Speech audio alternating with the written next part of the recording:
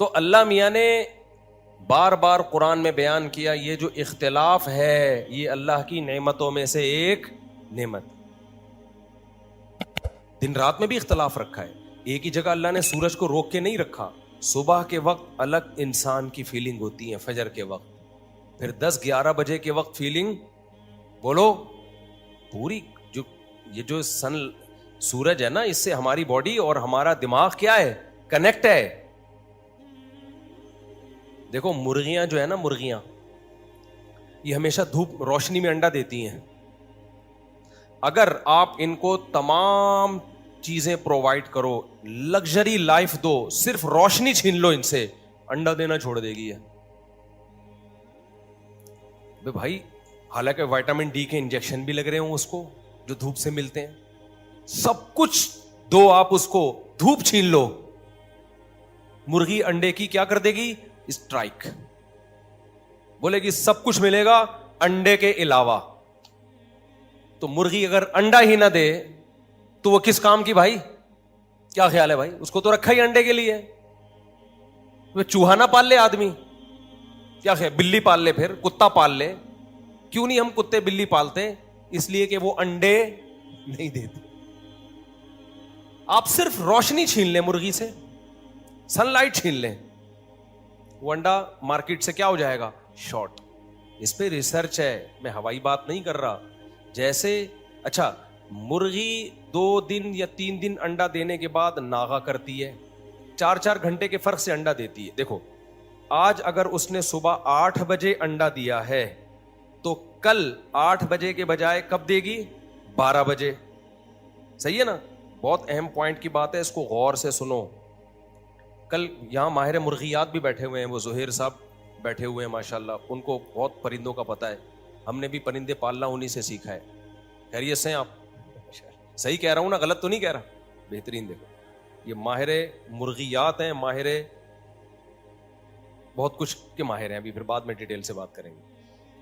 اگلے دن 8 کے بجائے کتنے بجے انڈا دے گی, بولو 12 بجے. 4 گھنٹے کا فرق آ گیا نا. پھر اگلے دن انڈا دے گی 4 بجے. پھر اگلا دن انڈا دے گی 8 بجے. دینا چاہیے, نہیں دے گی. کیوں؟ 8 بجے سورج مارکیٹ سے شارٹ, روشنی نہیں ہوتی. کیا کہ نہیں دو, انڈا روک کے رکھے گی وہ ایسی کی تیسی. بولے کسی کے باپ میں طاقت ہے انڈا نکال کے دکھائے. آپ بولو گے بھائی ہم تمہیں کھلا رہے ہیں پلا رہے ہیں, 4 گھنٹے کے وقفے سے ہم نے ایک کیلکولیشن کی ہوئی تھی, دو نا. پھر ہم کہیں چلو ایک دن کا ناغہ کر رہی ہے نا 4 گھنٹے کا, تو ہو سکتا ہے 12 بجے, 9, 10, 11, 12 بجے دے دے. رات کو کتنے بجے دے دے بھائی؟ 4 کے بجائے ہو سکتا ہے 8 گھنٹے بعد دے. نہیں دے گی, 12 بجے بھی نہیں دے گی. آپ کہہ سکتے ہو 1, 2, 3 ہو سکتا ہے 4 بجے دے دے صبح, 12 گھنٹے کے وقفے سے دے دے. مرغی کیا کرے گی؟ نہیں. 4 بجے کے بعد 5, 6, 7, 8 بجے اگلے دن جا کے پھر دے گی, کیونکہ سن لائٹ ہوگی اس وقت. نہیں آئی بات؟ تو ماہرین جو ہے نا, جو میڈیکل سائنس کے ماہرین ہیں, وہ کہتے ہیں جیسے سن لائٹ اور مرغی کا آپس میں کنیکشن ہے, اسی طرح انسان کی باڈی کا بھی سورج کی موومنٹ کے ساتھ بولو کنیکشن ہے. آپ اس کنیکشن کو آڑا ترچھا کرو گے تو ڈسٹربنس پیدا ہوگی, آپ کی باڈی احتجاج کرے گی. سمجھتا ہے بات کو کہ نہیں سمجھتے ہو؟ تو میں بات کیا لے کے چل رہا تھا, کدھر کو چلے گئے ہم؟ ہاں, تو میں اس لیے کہہ رہا تھا کہ یہ جو ہے نا اللہ تعالیٰ نے یہ پورا جو سسٹم بنایا ہے نا, گرمیوں میں گرمی, دیکھو پنجاب کے لوگ زیادہ صحت مند ہیں عام طور پہ کراچی سے. اس کی بہت ساری وجوہات میں سے ایک بڑی وجہ یہ بھی ہے کہ وہاں گرمی بھی ٹکا کے پڑتی ہے, سردی بھی ٹکا کے پڑتی ہے. اب وہاں صحت کے ایشوز کھڑے ہو گئے. میں پنجاب میں اپنے ریلیٹیوز میں ایسے لوگوں کو جانتا ہوں 80 سال کے ہیں, آپ کو لگے گا ہی نہیں کہ یہ 80 سال کے ہیں. ان کی جگتیں 80 سال میں ایسی ہیں جو 18 سال میں نہیں ہوتی. پنجاب میں جگتیں بھی بہت ہوتی ہے نا, ایسے فریش, کوئی پرہیز وریز بھی نہیں. وجہ کیا ہے بھائی؟ زندگی میں گرمیوں میں بہت گرمی میں کو انجوائے کیا انہوں نے, سردیوں میں کیونکہ اے سی نہیں تھا, ایئر کنڈیشن نہیں تھا ان کے زمانے میں. لیکن اب جو نئی جنریشن پنجاب میں مارکیٹ میں آئی ہے ان کی صحتوں کا بیڑا غرق, کیونکہ انہوں نے کہا کہ اللہ میاں نے جو قرآن میں کہا ہے کہ یہ جو اختلاف ہم نے کائنات میں رکھا ہے یہ اللہ کی نعمت ہے, انہوں نے کہا یہ نہیں, ٹیمپریچر 24 ہونا چاہیے. سردیوں میں ہیٹر پہ آ گئے اور گرمیوں میں اے سی پہ آ گئے, ٹھیک ہے نا, 24 سے نہ اوپر جائے گا نہ نیچے. اللہ نے کہا ٹھیک ہے, پھر میرے حساب سے نہیں چلتے, اپنے حساب سے چلو, پھر بعد میں پریشان مت ہونا. تو انسان اپنے حساب سے چلنا شروع ہو گیا. اب وہ پھر جب اپنے حساب سے چلے گا تو پھر وہی ہوگا, 20 قسم کی بیماریاں, کچھ جوڑوں میں درد, کسی کے پھیپھڑوں کے مسئلے, کسی کے کڈنی کے مسئلہ. اتنے کڈنی وڈنی کے مسئلے مارکیٹ میں آ گئے ہیں, وزن بڑھ رہا ہے, پتہ نہیں کیا کیا مسائل. تو اس لیے میں آپ کے سامنے ہاتھ جوڑ کے کہتا ہوں, اپنے بچوں کو بھی محنت مشقت کا عادی ڈالو. سمجھتے ہو, تھوڑا گرمیوں میں گھمایا کرو ان کو, ایک دم نہیں ہائے میرا بچہ گرمی لگ گئی, ہائے کچھ نہیں ہوتا بچے کو. ہم تو اتنی شدید دھوپوں میں گھنٹیاں بجا بجا کے بھاگتے تھے, کیونکہ سردیوں میں نہیں موقع ملتا تھا. سردیوں میں تو سب باہر نکلے ہوئے, گرمیوں میں سب گھروں میں دبکے ہوئے بیٹھے ہوتے تھے. تو گرمی میں ہی یہ سارے کام ہوتے ہیں. تو پسینہ نکالو, اپنے آپ کو عادی بناؤ ان چیزوں کا. ہاں ایک حد تک ہے, ظاہر ہے اس سے زیادہ آپ جاؤ گے تو, اللہ میاں نے بھی ایک باڈی میں ایک طاقت رکھی ہے نا, تو بہت زیادہ ہو گیا. ایک وہ ORS کی پانی لے کے گھوما کرو ساتھ میں احتیاطاً, کہ ایسا نہ ہو ایک دم ہی کلٹی نہ ہو جائے. لیکن عادت ڈالو دھوپ میں چلنے کی, دوڑنے کی, بھاگنے کی. بھائی بہت ساری بیماریوں کا علاج ہے پسینہ نکالو نہیں بلکہ دبا کے نکالو. سمجھتے ہو؟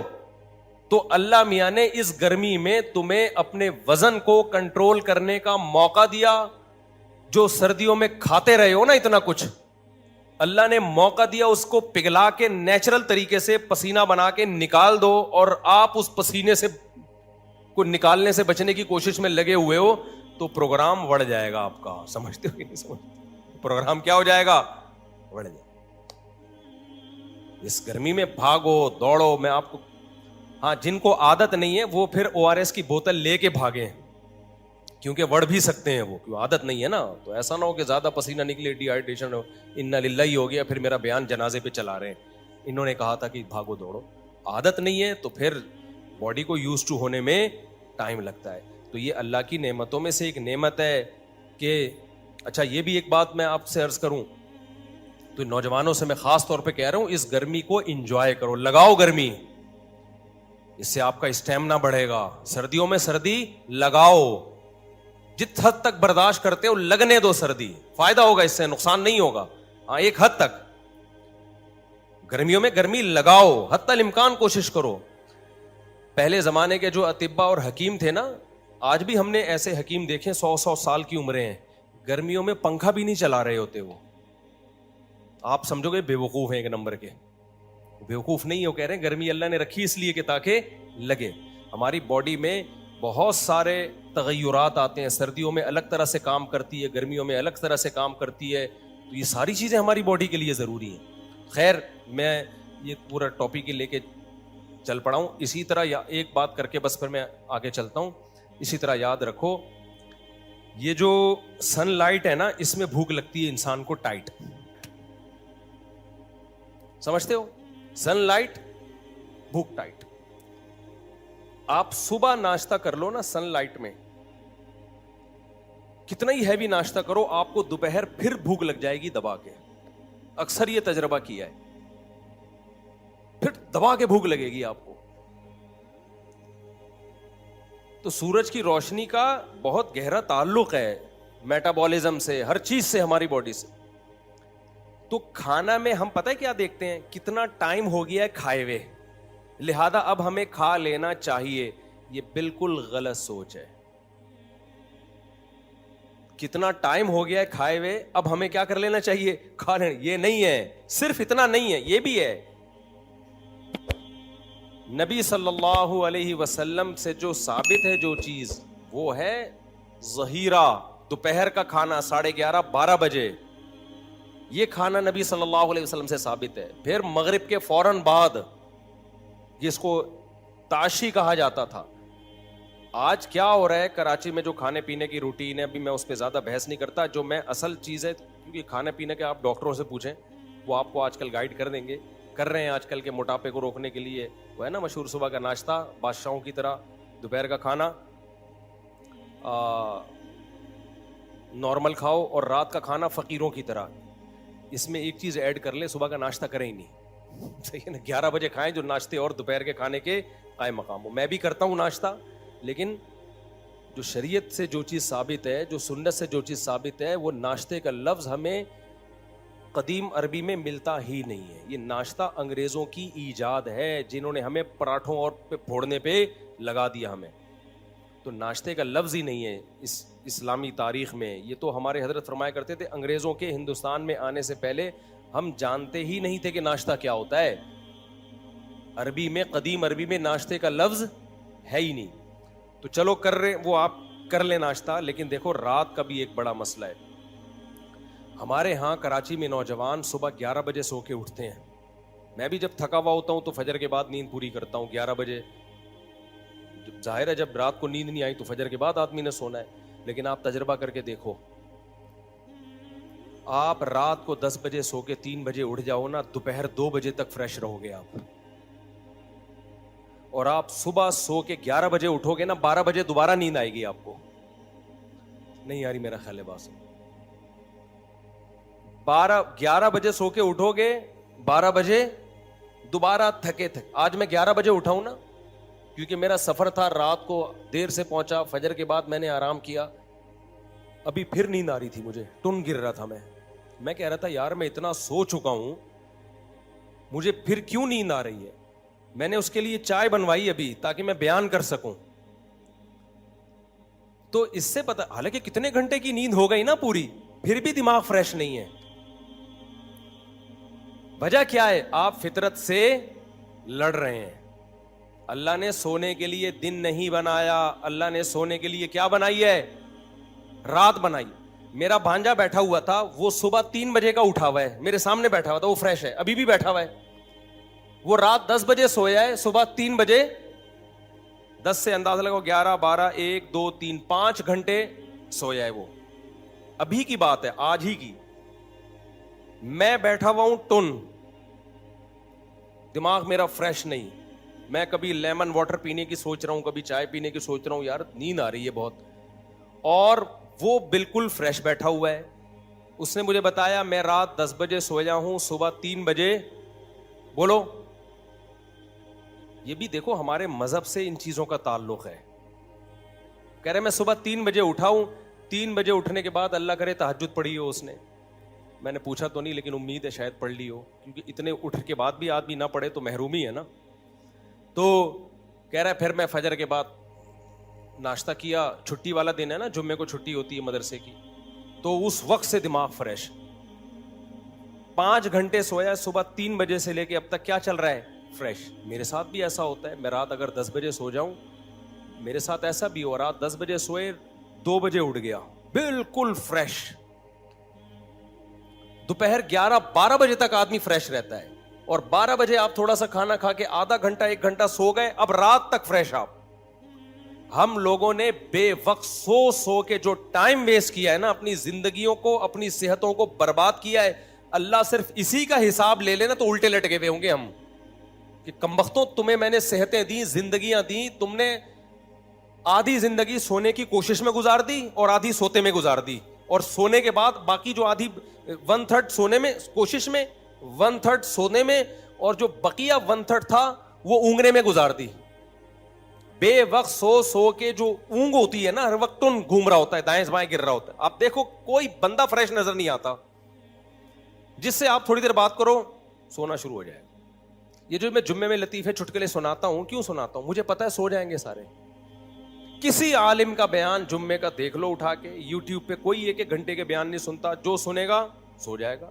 کوئی کام فریش مائنڈ کے ساتھ, دماغ کے ساتھ اس قوم میں ہوتا ہی نہیں ہے. اور پھر جاگنے کے لیے چائے, گٹکے, پان, نسوار, اس چیز کا ہم سہارا لیتے ہیں.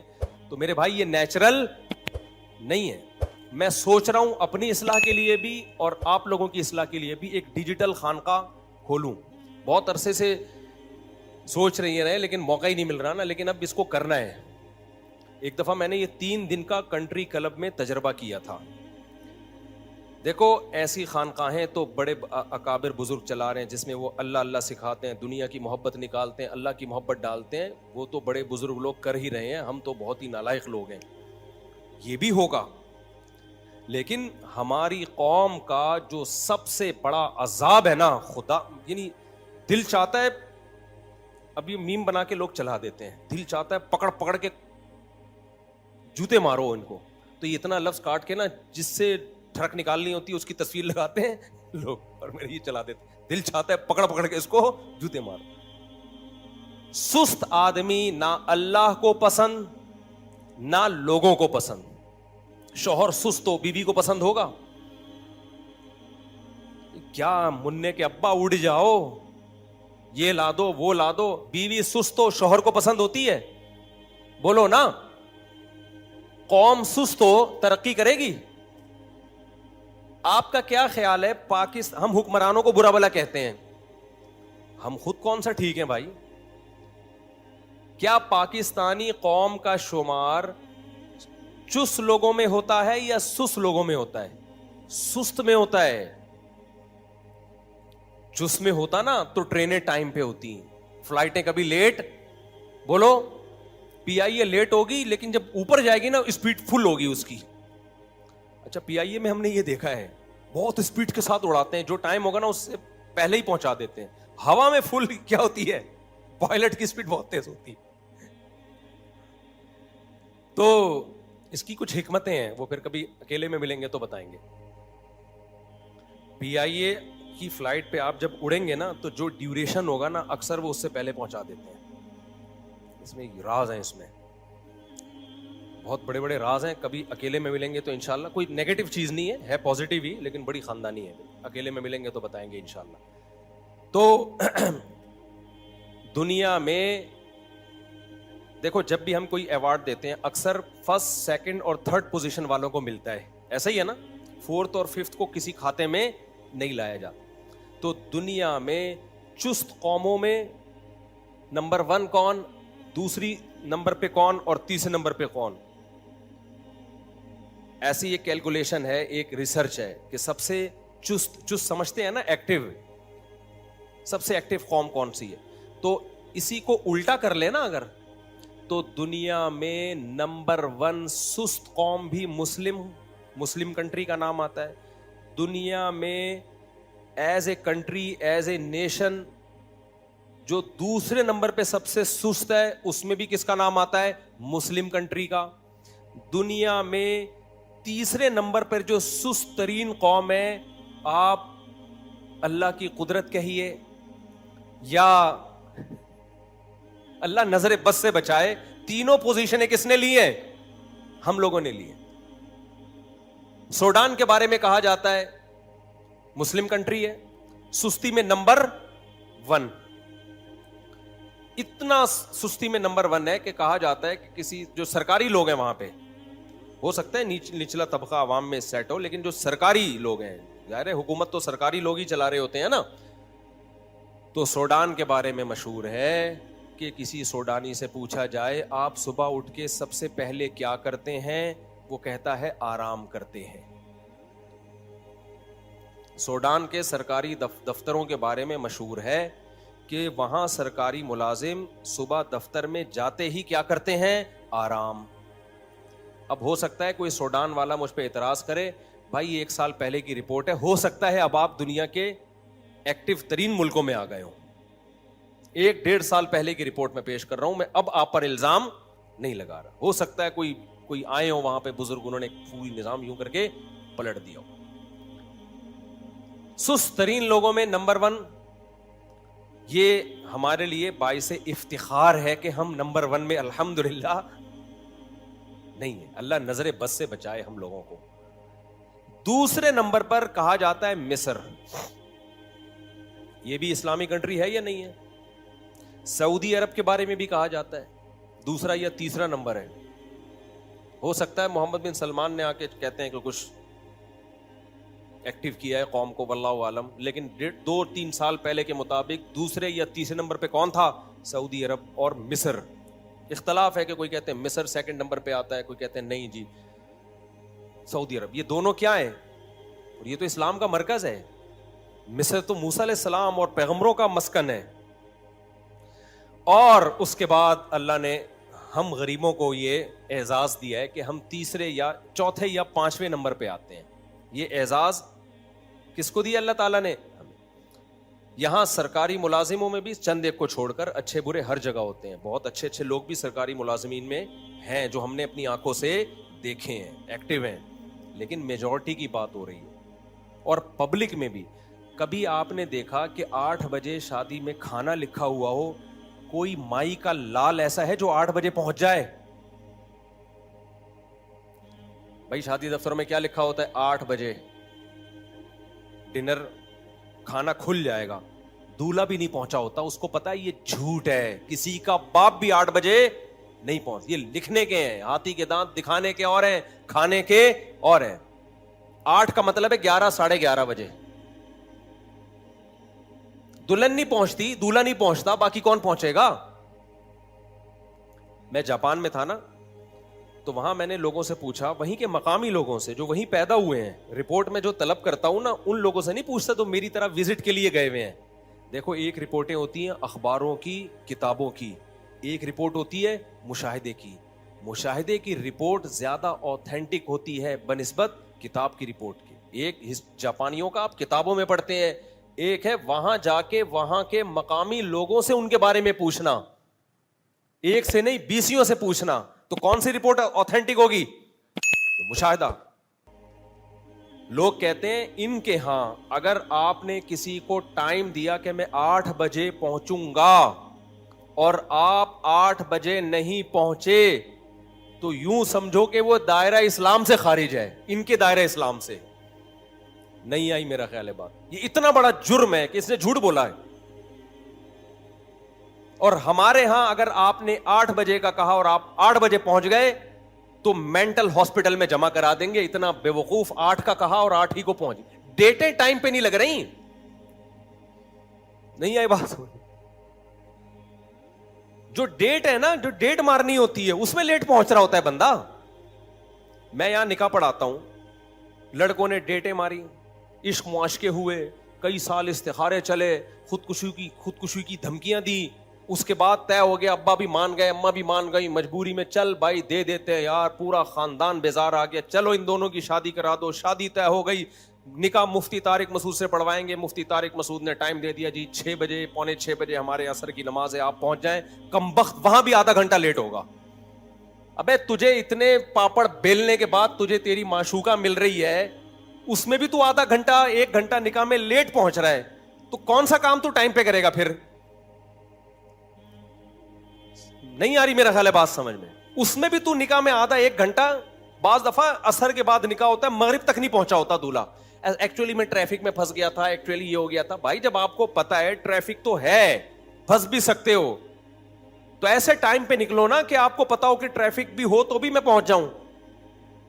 تو میں اس دولہا سے کہتا ہوں جو اپنی شادی میں بھی لیٹ پہنچ رہا ہے, وہ دنیا میں کوئی کام ٹائم پہ نہیں کر سکتا. ہو ہی نہیں سکتا کہ یہ دنیا میں کوئی بھی کام ٹائم پہ کرے. تو سستی ہماری قوم کا تھوڑا مسئلہ نہیں ہے, بلکہ بہت, اس سے اسلام بدنام ہوتا ہے. پتا ہے آپ کو, اسلام بدنام ہوتا ہے اس سے. صحابہ اگر سست ہوتے, ہمارے اسلاف اگر سست ہوتے, دنیا فتح کرتے, وہ قسطنطینیہ فتح کر لیتے. وہ ہے بھائی, یورپ تک ان کی فوجیں داخل ہو جاتی. بھائی اسلام برا نہیں ہے.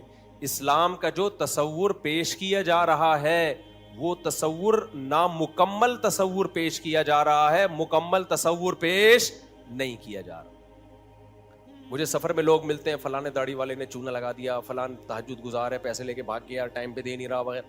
میں کہتا ہوں یا تو اس فراڈی آدمی نے داڑھی رکھی ہے, فراڈی آدمی بھی داڑھی رکھ سکتا ہے, یا یہ کہ اس نے جو بیانات سنے اس میں صرف نماز روزہ سنا ہے, مالی معاملات نہیں سنے. 2 لوگوں سے نا مجھے بڑی نفرت ہے. اور میں یہ نہیں کہہ رہا کہ میں خود اس معیار پہ پورا اترتا ہوں, ہو سکتا ہے اس وجہ سے مجھے اپنے آپ سے بھی نفرت ہو. ایک سست, مجھے سست زہر لگتا ہے, میرا دل چاہتا ہے اس کو پکڑ کے ماروں میں. این ممکن ہے میں بھی سست ہوں, لیکن انسان کو اپنی برائی بری نہیں لگتی, ہمیشہ دوسرے کی برائی بری لگتی ہے. ہو سکتا ہے میں بھی ہوں, آپ سمجھے کہ یار پتہ نہیں مجھ سے آپ کتنے ایکٹیو ہوں گے. دیکھو اپنی گندگی سے نفرت ہوتی ہے انسان کو نہ, دوسرے کی گندگی سے نفرت ہوتی ہے, لیکن نفرت ہونا اس کی علامت ہے اس کو گندگی بری تو لگتی ہے نا, اپنی اس لیے نہیں لگ رہی کہ وہ اپنی ہے, ورنہ گندگی سے بہت سے لوگوں تو گندگی سے نفرت ہی نہیں ہے. گٹر میں یوں کر کے ڈبکی لگا کے دوسرے گٹر سے نکل آئیں گے, ان کو نفرت ہی نہیں ہے, تو یہ زیادہ بڑی برائی ہے. تو ہو سکتا ہے میں بھی سست ہوں, لیکن سستی سے نفرت ہونا بہرحال میری ایک پازیٹو چیز ہے یا نہیں ہے؟ جب نفرت ہوتی ہے تو انسان اپنی اصلاح کی بھی کوشش, دیکھو گندگی سے نفرت ہو تو کوشش تو ہوتی ہے نا گندگی جسم سے دور ہو, باقی سستی کی وجہ سے کوئی نہ نہائے. تو میں کبھی یہ دعویٰ نہیں کرتا میں بہت ایکٹیو ہوں, میں سست نہیں ہوں, لیکن میں یہ دعوے سے کہتا ہوں مجھے سست آدمی کیا لگتا ہے, زہر لگتا ہے, چاہے میرے اندر ہی کیوں نہ ہو. ہمارے نبی نے پناہ مانگی ہے, اللہم انی اعوذ بک من الجبن ومن الکسل, اے اللہ بزدلی سے تیری پناہ مانگتا ہوں, اے اللہ سستی سے تیری پناہ مانگتا ہوں. بزدلی میں بہت ساری چیزیں داخل ہیں, جب سمجھ میں بھی آ گیا 2 شادیاں کرنا ثواب ہے اور عورتوں کی ضرورت ہے, پھر بھی ڈر رہا ہے, کرنے کے بعد ٹانگیں کانپ رہی ہیں. ابے چھوڑ یار, زنا کرنے کے بعد تو کچھ نہیں ہوتا, شادی کرنے کے بعد تیری ٹانگیں کیا کر رہی ہیں. پھر بیوی کو دھمکی دے رہا ہے میں ایکچولی تمہیں چھوڑنا چاہتا ہوں, میں دباؤ میں نہیں آ سکتا. ابے اس کو بھی دل چاہتا ہے رکھ کے کیا لگاؤ, آدمی بن, پجامہ کیوں بنا ہوا ہے تو. آدمی اور پجامے کی شکل بھی وہی ہوتی ہے آدمی جیسی, اوپر ایک شرٹ لٹکا دو, نیچے بھائی ایک ٹی شرٹ لٹکا دو, نیچے ایک پجامہ لٹکا دو, بالکل آدمی جیسا لگے گا نہیں لگے گا, لیکن اس میں روح نہیں ہے, اس کے جذبات نہیں ہے. آدمی وہ ہوتا ہے جو پجامہ نہ ہو. جب کر لیے بھائی تو اس کو کیوں لٹکا رہے ہو یار تم, بولو یار اب ایسی کی تیسی, دونوں کے برابر حقوق ہوں گے, جس نے جو اکھاڑنا ہے اکھاڑ لے. یہ کیا کرو, مجھے فون نہیں کیا کرو کانپتی ہوئی ٹانگوں کے ساتھ اور پھر آ جاتے ہیں یہاں پہ میں نے کر لیے, میں بیوہ سے کی ہے, اس کے بچوں کو دیکھیں اس میں کیا برائی ہے, اور میں تو سمجھا رہا ہوں اپنے سالوں کو, دیکھو میں نے کوئی گناہ تو نہیں کیا. میں نے کہا سمجھا کیوں رہا ہے, دھمکی دے, پاگل آدمی, یہ کو سمجھانے کی چیز ہے. سمجھا رہا ہے دیکھیں ایکچولی میں اگر زنا کرتا, ان کو لگ جاتا ہے ہائی اللہ ہوئی اللہ والا ہے, 2 چپٹ پڑیں گے طلاق دے دے گا اس کو, ان کو اسی اسٹائل سے اندازہ ہو جاتا ہے. نہیں یار میرا خیال ہے بات کیسے سمجھائیں یار دوبارہ سے, یہ کیونکہ بہت ہوتا ہے نا اس لیے دوبارہ سے.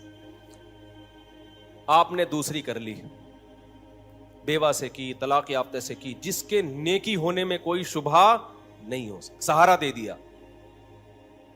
بیان سنے یا اللہ رسول کی تعلیمات پر عمل کرنے کی نیت سے آپ نے کر لی. اب ظاہر ہے ایسا نہیں ہوگا کہ آپ کے سالے مٹھائی کے ڈبے لے کر آئے آپ کے پاس, ٹھیک ہے نا. آپ کی وائف کہے ماشاءاللہ آج مجھے پتا چلا کہ میرا میاں واقعی مرد کا بچہ ہے, ویل ڈن ویل ڈن. لوگ سمجھتے ہیں ایسا ہوگا. سالے کہہ رہے ہوں, سالے مٹھائی کے ڈبے لے کے آ رہے ہوں, سسر صاحب کا فون آئے, خاندانی ہو گیا یار میری بھی کرا دے. اب ایسا بالکل بھی نہیں ہوتا اور ہونا بھی نہیں چاہیے بھی نہیں نا. کسی کی بہن پہ سوکن آئی ہے, وہ تھوڑی لڈو بانٹے گا یار, اس کو تو تکلیف ہونا ایک نیچرل ہے, طبیعی چیز ہے. باپ کو تکلیف ہونا ایک نیچرل اور طبیعی چیز ہے. تو اس میں طریقہ یہ ہے, جب کر لیے دونوں کے سیم حقوق ہیں, پہلی کو محبت سے ایک دفعہ بتاؤ بیگم میرے دل میں تمہاری کوئی کمی نہیں ہے, اور اپنے عمل سے بھی ثابت کرو کہ تمہاری محبت میں کمی نہیں ہے, صرف زبانی نہیں اپنے عمل سے. اس کو ٹائم دو, اس کو محبت دو. کتنے لوگ جو مالدار ہیں, اب غریب تو یہ نہیں کر سکتا, غریب تو بیچارہ یہیں سے گھما کے لے آئے گا, جاوید نہاری کھلا کے لے آئے گا. مالداروں کو میں کہتا ہوں یار پہلی بیوی کو دبئی گھما کے لاؤ. ایسا ہوا ہے ایک آدمی نے دوسری شادی کی, بہت تکلیف ہوئی پہلی کو, میں نے کہا اس کو دبئی کے ٹور پہ لے جا بھائی, تو لٹکا کے نہ چھوڑو اس کو. دبئی گھما کے لائے, مختلف ملکوں میں, ٹائم اب اس کو مینج, اس کو زخم اس کو پہنچا ہے نا. تو جو جائز حق ہے وہ اس کو دیا جائے گا. یہاں تک ٹھیک ہے, یہاں تک دباؤ بھی قبول کرو, یہ اس کا جائز مطالبہ ہے, ٹھیک ہے نا. اس سے آگے بڑھنے کی ضرورت نہیں. آگے کیا ہے, سالے کہتے ہیں چھوڑ دے اس کو ورنہ تیرے کو چھوڑیں گے نہیں ہم. جب یہ اسٹائل ہو نا تو پھر یہ کیا کر رہا ہوتا ہے, دیکھو میں نے کوئی برا تو نہیں کیا نا, دیکھو جائز ہے, دیکھو مفتی طارق مسعود صاحب کا یہ والا کلپ سنو, یہ والا کلپ سنو, اس میں یہ اسی اشکال کا جواب ہے جو تم کر رہے ہو. وہ سمجھ جاتا ہے کہ یہ پجامہ ہے, یہ آدمی نہیں. اس کے بعد وہ خاندان آپ پہ سر پہ چڑھے گا, دوسری کو چھوڑو, طلاق دو ورنہ بائیکاٹ, جائیداد سے آف, اور یہ اور وہ. پھر یہ بے شرم آدمی کیا کرتا ہے, چھوڑ دیتا ہے. اور پھر دوسری نمبر کی بے شرمی پتہ ہے کیا ہوتی ہے, پھر سیکنڈ وائف کے سامنے مظلوم بننے کے لیے کہ دیکھو میں تو نہیں چھوڑنا چاہتا تھا, میں نے تو اسی لیے کی تھی کہ میں رکھوں, لیکن مجھ پہ ایکچولی دباؤ اتنا تھا, اتنا پریشرائز کیا گیا ہے اور غصے میں نے طلاق دے دی ہے, میرا ارادہ بالکل بھی نہیں تھا. عورت کمزور دل کی ہوتی ہے, وہ بھی رونا شروع کر دیتی ہے, بس کرو مجھے بہت رونا آ رہا ہے, کائنڈلی مزید مت رونا. واقعی تم کیا ہو, مظلوم ہو, مجھے پتا ہے تمہیں مجھ سے بہت محبت ہے, لیکن واقعی اصل میں تمہاری جو پہلی بیوی ہے نا, اس کا بھائی 2 نمبر ہے, اس کا باپ 2 نمبر ہے. ایک خاتون نے مجھے ایسے ہی فون کیا, میرے شوہر پہ ایکچولی دباؤ اتنا تھا, میں نے کہا اس کو فیور مت دو, عورت کمزور ہے نا, وہ دباؤ وہ آ جاتی ہے باتوں میں, چکنی چپڑی باتوں میں. وہ کہتی ہیں ایسے میرے ہسبینڈ تو نہیں چاہتے تھے, لیکن ایکچولی دباؤ اتنا تھا ان کے اوپر. میں کہتا ہوں الو پہلے چھوڑا ہے تمہیں, اب تمہاری نظروں میں برا بننے کے بجائے کیا بن رہا ہے, اچھا. یہ چاہتا ہے کہ عزت بھی میری اسی طرح رہے اس عورت کی نظر میں جیسے پہلے تھی, کام بھی اپنا پورا کر لیا اور عزت بھی بحال رہا. بھائی کچھ تو ہونا, تو نے کام اپنا پورا کر لیا تو ذلیل تو ہونا اس کی نظروں میں. تو میں ان خواتین سے کہتا ہوں بے وقوف بنا رہا ہے, دباؤ وباؤ کیا, کون دباؤ دے سکتا ہے یار کسی کے اوپر. آپ بولو بھائی ایسی کی تیسی, جو ہونا تھا ہو گیا ہے, آدمی بنو. تو سالے جب فون کرے نا کہ ابے تو نے یہ کیا کر لیا, تو نے یہ, جو بات تمیز کی ہے وہ تمیز سے کرو. یار میں آپ کے غم کو پہچانتا ہوں, ٹھیک ہے, لیکن دیکھو آپ کی سسٹر کو, آپ کی بیٹی کو محبت میں کوئی کمی آئے, کوئی حقوق میں کمی آئے, میرا گریبان پکڑے. یہ بات بالکل معقول, ایک دم سے غصہ نہ ہو. طریقہ بتا رہا ہوں آپ لوگ کو, دوسری شادی کے بعد جو کچھ ہوتا ہے نا اس سے نمٹنے کا طریقہ بتا رہا ہوں. پھر بھی اگر بدماشی کرتے ہیں, بولو ایسی کی تیسی. کیا بول رہے ہیں, ایسی کی تیسی. وہ کہنا چھوڑ دو اس کو, بولا ایسی کی. اب میں کوئی گالیاں تو نہیں دے سکتا نا ممبر پہ بیٹھے,